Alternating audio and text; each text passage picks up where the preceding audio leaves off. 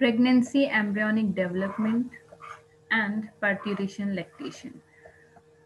तो बेसिकली आज इस वीडियो में हम ये चैप्टर का थियोरेटिकल पोर्शन कंप्लीट कर लेंगे। लास्ट वाले वीडियो में हमने फर्टिलाइजेशन और इम्प्लांटेशन के बारे में पढ़ा था। उससे रिलेटेड कुछ क्वेश्चंस और बनते हैं, वो भी फटाफट से डिस्कस करके फिर आज का कंटेंट स्टार्ट करेंगे। ठीक है, तो जैसे एक क्वेश्चन है कि आपको बताने वो वाले हार्मोन्स जो प्लेसेंटा से रिलीज होते हैं। ठीक है, अभी क्वेश्चन पूरा सुनना, मैं इसको पार्ट्स में डिवाइड करूंगी। हार्मोन्स रिलीज्ड फ्रॉम प्लेसेंटा, तो फर्स्ट तो ये हो गया। इसका आंसर क्या जाएगा? HPL, HCG, estrogen and progesterone, जिसको प्रोजेस्टोजन भी बोल रहे हैं। ठीक है, ओके, ये सारे हार्मोन्स किससे आ रहे हैं? प्लेसेंटा से। अब यहाँ से सेकंड क्वेश्चन ये कि प्लेसेंटा से उन हार्मोन्स का नाम बताओ, प्लेसेंटा से रिलीज होने वाले उन हार्मोन्स का नाम बताओ जो कि एक नॉन प्रेग्नेंट फीमेल में भी दिखते हैं। तो hormones from placenta that are present in non-pregnant female also। ठीक है, तो वो कौन है? Oestrogen and progesterone. एस्ट्रोजन जो कि फॉलिकल से रिलीज हो रहा था, सेकेंडरी टर्शरी फॉलिकल से। प्रोजेस्टेरॉन जो कॉर्पस ल्यूटियम से रिलीज हो रहा था। तो ये दोनों हार्मोन, चाहे वो प्रेग्नेंट है या नहीं है, दोनों ही कंडीशन में फीमेल की बॉडी में प्रेजेंट हो। तो आंसर में क्या लिखते हैं? Estrogen and progesterone. Okay, next आपको उन हार्मोन्स के नाम लिखने हैं, hormones that are present in pregnant female only, exclusively pregnant female के अंदर ही ये वाले हार्मोन्स प्रोड्यूस होते हैं, ये फॉर्म होते हैं। ठीक है, तो hormones that are present in pregnant female only. ठीक, ओके, तो इनके आंसर्स में क्या जाएंगे? HPL, HCG दोनों कहाँ से रिलीज हुए हैं? प्लेसेंटा से। साथ में एक और है रिलैक्सिन, जो रिलीज होता है किससे? ओवरी से। ठीक है, तो ये थे लास्ट वाले वीडियो से रिलेटेड कुछ क्वेश्चंस। ठीक है, अब आज का काम स्टार्ट करते हैं। तो लास्ट वाले वीडियो को अगर आप देख कर आए हो तो आपको अभी समझ में आ गया इम्प्लांटेशन, आपको समझ में आ गया प्लेसेंटा, उसके फॉर्मेशन और उसके फंक्शंस। ठीक है, अब आगे चलते हैं। तो हम स्टार्ट कर रहे हैं कहाँ से? एम्ब्रियोनिक डेवलपमेंट से।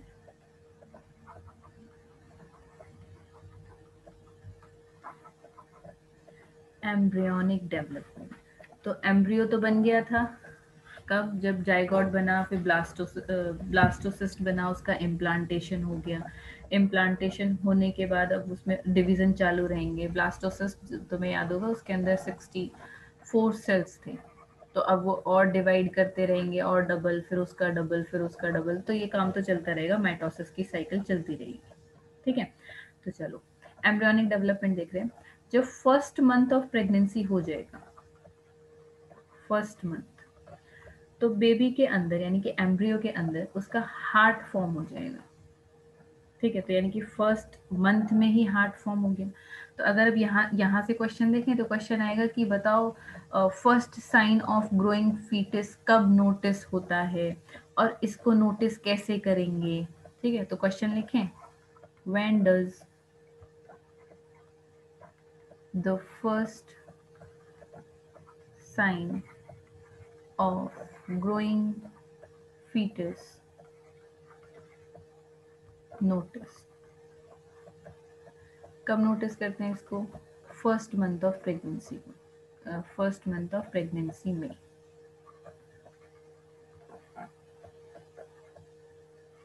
ठीक है। नेक्स्ट इसी में एक और चीज भी लगा सकते हैं कि how is the first sign of growing fetus noticed. कैसे करते हैं इसको नोटिस?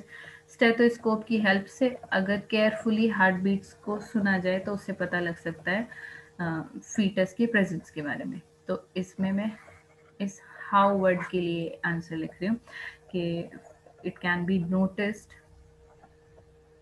Bye listening to. अब जब हार्ट बन गया है तो हार्ट बीट सुन लो, पता कर लो कि भाई फीटस है कि नहीं। Listening to the heart sounds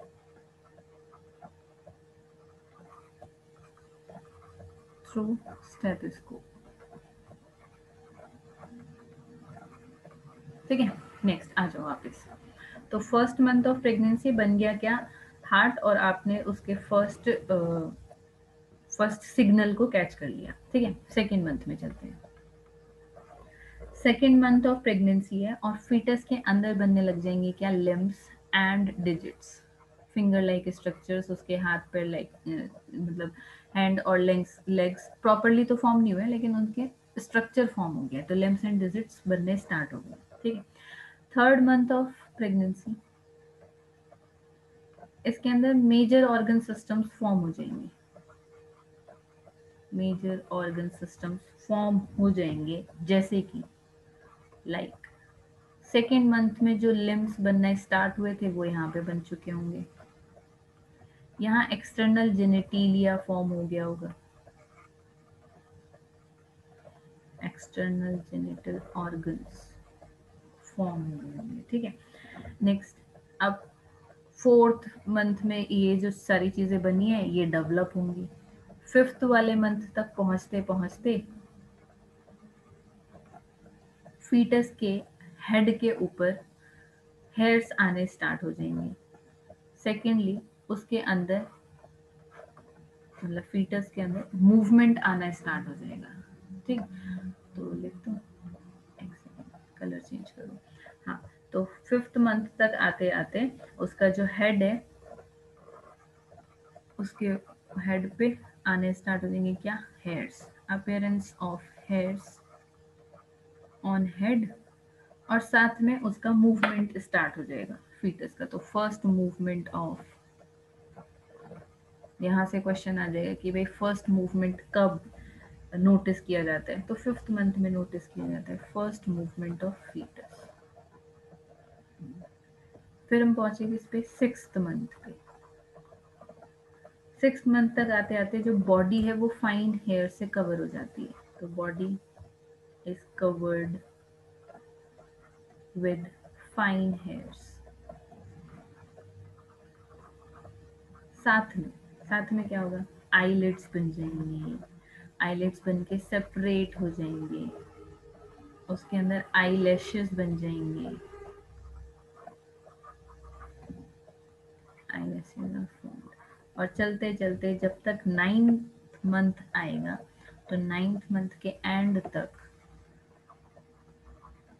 जो फीटस है वो फुली डेवलप हो जाएगा और रेडी हो जाएगा किसके लिए? डिलीवरी के लिए। तो फीटस हो गया fully developed and ready for delivery. ठीक है। तो अब ये जो 9 महीने का पीरियड आया है जहाँ पे उसके हार्ट से लेके स्टार्टिंग हुई है, फर्स्ट जो उसके अंदर ऑर्गन बना है वो कौन है? हार्ट ही तो है।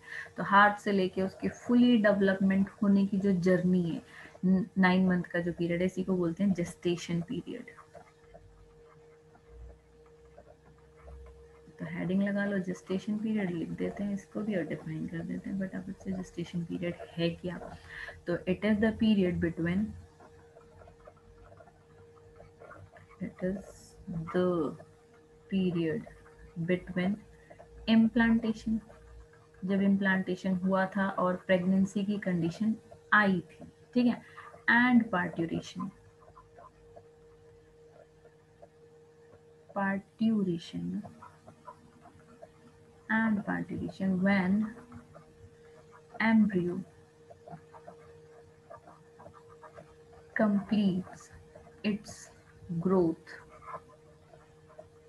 and development is called gestation period. ठीक है, आगे चलते हैं नेक्स्ट।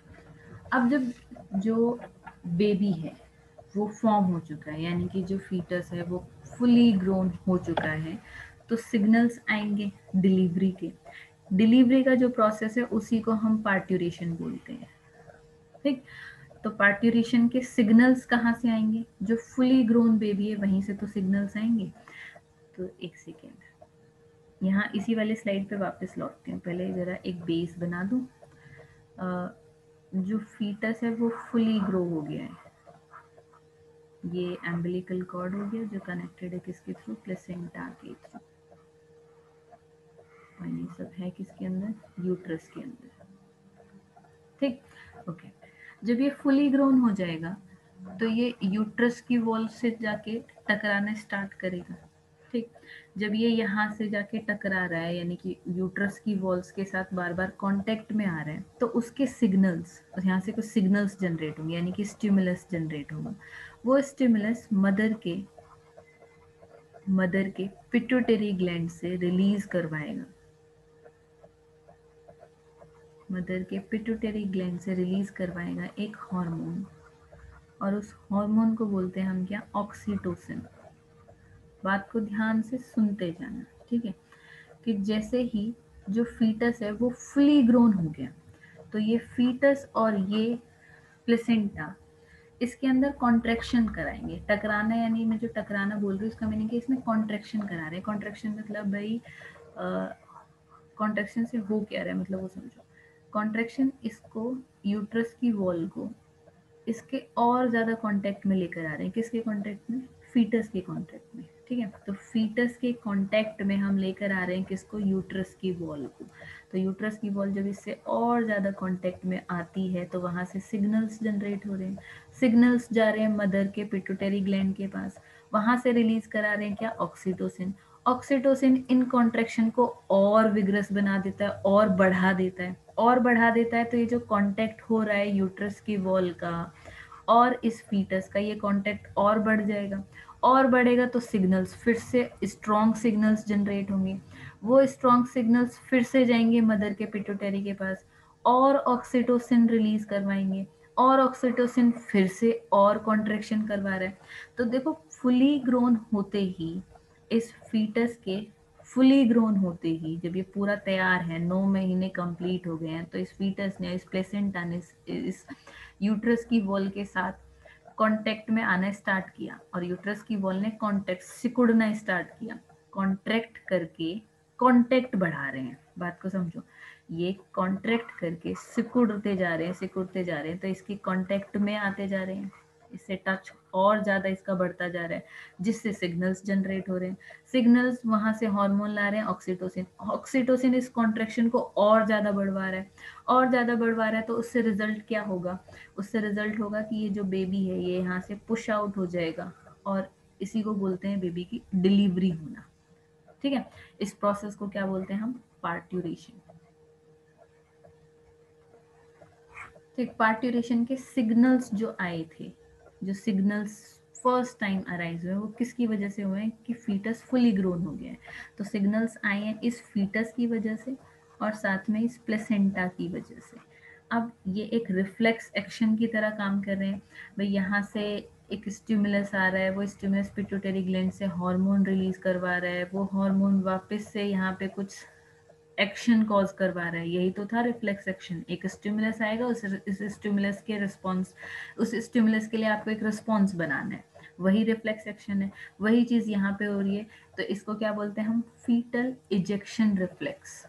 फीटस, इस बेबी का, इस फीटस का हमें क्या करवाना है? डिलीवरी करवानी है। इसे बाहर निकालो, यूट्रस से बाहर निकालो, इजेक्ट कराओ, तो उसको क्या बोलते हैं? Fetal ejection reflex. ठीक है, तो यहाँ से क्वेश्चन बनाए। क्वेश्चन बनेगा, यहाँ लौटते हैं। ओके, क्वेश्चन बनेगा कि इस पार्ट्यूरेशन को पहले तो डिफाइन कर दो। पार्ट्यूरेशन है क्या? पार्ट्यूरेशन वो प्रोसेस है जिसके थ्रू एम्ब्रियो, एम्ब्रियो तो वर्ड ही गलत है यहाँ पे, क्या बोलूँ, फीटस का इजेक्शन किया जाता है। ठीक, उस प्रोसेस को क्या बोलते हैं? पार्ट्यूरेशन। तो क्या लिख दूं कि vigorous contraction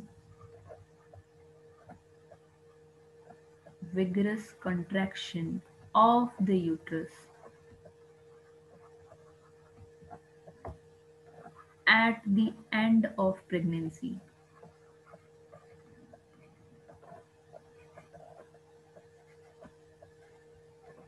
causing delivery of fetus is called parturition. Parturition के सिग्नल कहाँ से आते हैं, यहाँ से बनेगा सेकेंड क्वेश्चन. सेकेंड क्वेश्चन बनाते हैं. Where do the signals for parturition originates? Parturition originate from, कहाँ से ओरिजिनेट होते हैं?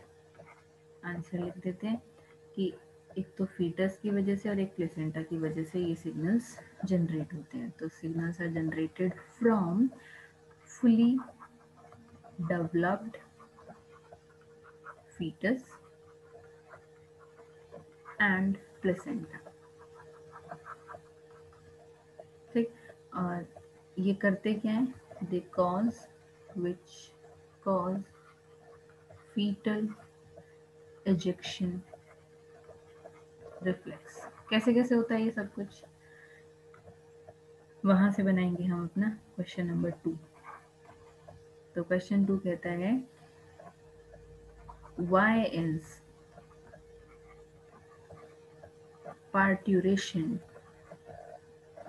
called a neuroendocrine mechanism? इसको न्यूरो एंडोक्राइन मैकेनिज्म क्यों कहते हैं, एक्सप्लेन करो.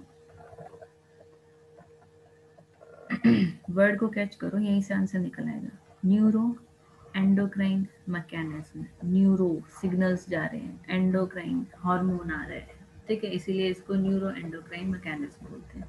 तो लिख देते हैं फटाफट से कि parturition is initiated by fetal ejection reflex. Natural method है ये. जब बेबी फुली ग्रोन हो गया है, बन के तैयार हो चुका है, तो अब उसे बॉडी से बाहर निकालो, सीधी सी बात है. ठीक है, तो साथ में लिख दो it is a natural method. यहाँ कॉमा लगा दिया, a natural method.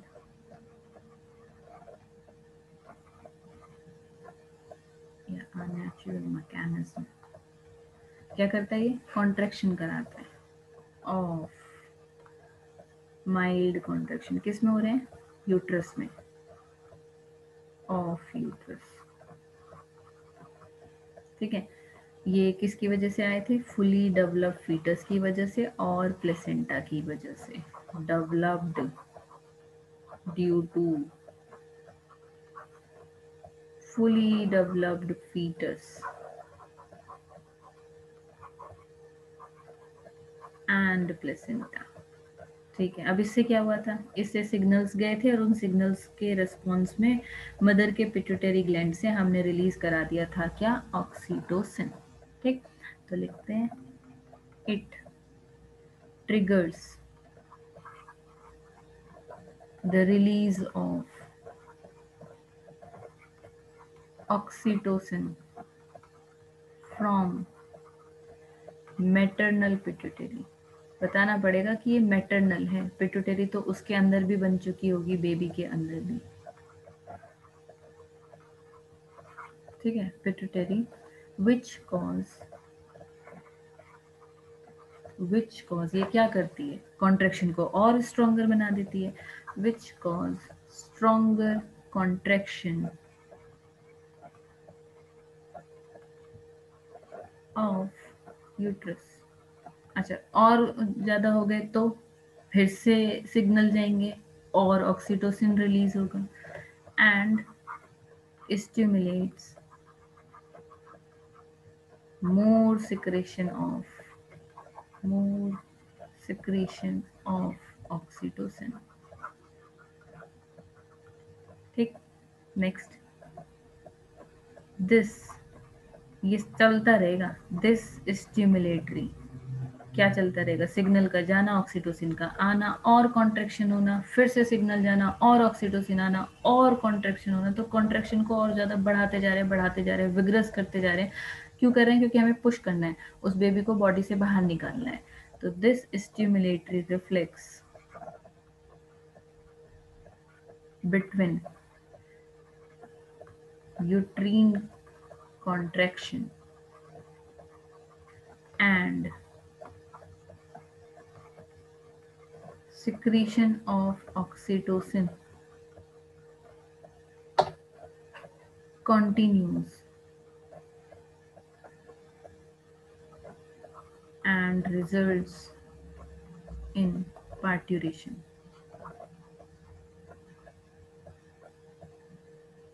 Parturition, that is delivery of baby. बधाई हो, ठीक है। Hence it is called, इसीलिए इसको बोलते हैं, hence it is called neuro endocrine mechanism। ठीक है, चलो आगे चलते हैं। नेक्स्ट पहुंचते हैं हम किस पे, लैक्टेशन। चैप्टर के अंत की तरफ पहुंचते जा रहे हैं, खत्म होने वाला चैप्टर। अंदर अंदर खुशी सी आ रही होगी, एक चैप्टर तो निपटा कम से कम। नेक्स्ट चलते हैं लैक्टेशन।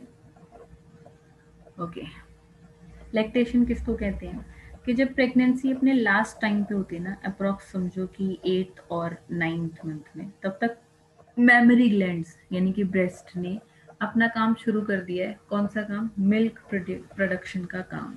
और जैसे ही इस बेबी की डिलीवरी हो जाती है, वैसे ही मिल्क प्रोडक्शन चालू हो जाता है। इस प्रोसेस को ही हम क्या बोलते हैं? लैक्टेशन। के मिल्क प्रोडक्शन चालू हो गया है, तो प्रोसेस का नाम क्या हो गया? लैक्टेशन। तो लिख दें जल्दी से कि ड्यूरिंग प्रेगनेंसी के टाइम पे तो वो अपने आप को तैयार करती रहती हैं, मेमरी ग्लैंड्स यानी कि ब्रेस्ट। तो during pregnancy mammary glands of female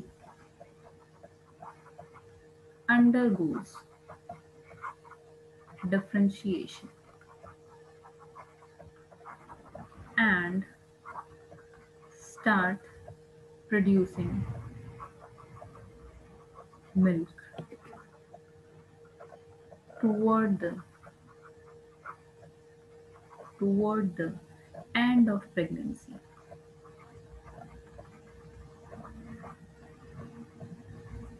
which is called lactation। ठीक है, अब लैक्टेशन हो गया, तो जो फर्स्ट टाइम जो मिल्क बनेगा उसको हम बोलते हैं क्या? कोलेस्ट्रम। ये जो फर्स्ट टाइम का मिल्क है, ये कुछ येलोइश कलर का होता है, और ये बेबी को फीड कराना बहुत जरूरी है। तो यहीं से क्वेश्चन निकालते हैं कि why is it important, why is it important to feed the newborn babies on colostrum। Question तो यहाँ से भी आ सकता है ना कि कोलेस्ट्रम है क्या, व्हाट इज कोलेस्ट्रम। तो ये यहाँ लिख देती है, ये फर्स्ट मिल्क है जो कैसा होता है? येलोइश कलर का। तो फर्स्ट की जगह मैं इनिशियल वर्ड यूज करूँ तो अच्छा रहेगा, क्योंकि फर्स्ट यानी कि फर्स्ट टाइम वाला ही नहीं, इनिशियल डेज में जो आ रहा है, कई दिनों तक। तो द मिल्क प्रोड्यूस्ड, कोलेस्ट्रम के बारे में लिखा रही हूँ, इस क्वेश्चन का आंसर नहीं लिखा रही है। तो milk produced during the initial few days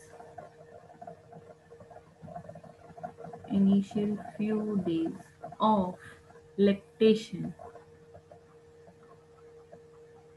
lactation is called colostrum।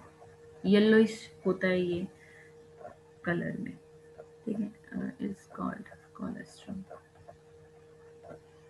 तो यहाँ पे लिख भी सकते हो कि yellowish milk produced during the initial few days of lactation is called colostrum. TRUM. ठीक है, अब क्वेश्चन पे आ जाओ, क्यों जरूरी है कोलेस्ट्रम को फीड कराना, मतलब बच्चे को क्यों जरूरी है? तो जरूरी इसलिए है क्योंकि इस कोलेस्ट्रम के अंदर एंटीबॉडीज होती है IgA। देखो बात को थोड़ा समझो कि ये जो बच्चा था ये 9 महीने के जब से ये बना है, जब से ये जाइगोट से बेबी में कन्वर्ट हुआ है, तब से 9 महीने तक ये यूट्रस के अंदर ही तो था, यहीं पर ही तो था। तो ये आउटर एटमॉस्फेयर के तो कभी कांटेक्ट में आया ही नहीं है। अब ये अचानक से जब इसकी डिलीवरी हो गई तो ये जो बेबी है ये आउटर एटमॉस्फेयर के कांटेक्ट में आ रहा है। ठीक, अब अगर ये आउटर एटमॉस्फेयर के कांटेक्ट में आ रहा है तो इसकी बॉडी अभी तैयार नहीं है ना इन्फेक्शन से लड़ने के लिए, बैक्टीरिया से लड़ने के लिए, पैथोजन से लड़ने के लिए। तो जो मदर की बॉडी में फर्स्ट टाइम पे जो मिल्क बन रहा है, इस मिल्क के अंदर एंटीबॉडीज होती हैं IgA। अब अगर बच्चा उस मिल्क पे फीड करे तो ये IgA टाइप की एंटीबॉडीज उस बेबी के अंदर चले जाएंगे तो उसकी जो इम्यूनिटी है, उसका जो इम्यून सिस्टम है वो थोड़ा स्ट्रांग हो जाएगा और वो अभी नए नए एटमॉस्फेयर में जिसमें वो आया है उस एटमॉस्फेयर में जो प्रोन इन्फेक्शंस हैं उससे अपने आप को बचा लेगा। सिंपल सी बात है।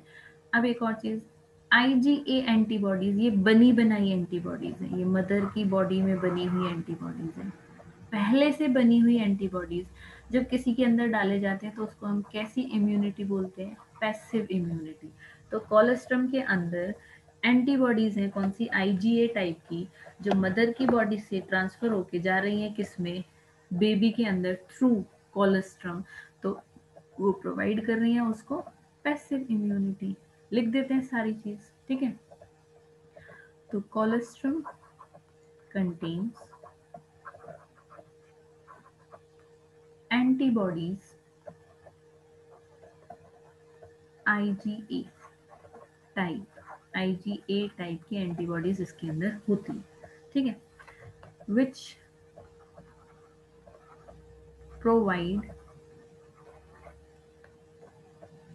प्रोवाइड हटाओ which act as a source of passive immunity, ये वर्ड लिखेंगे, which act as a source of passive immunity. Passive immunity के एक सोर्स की तरह वो एक्ट कर रहे हैं, ठीक है।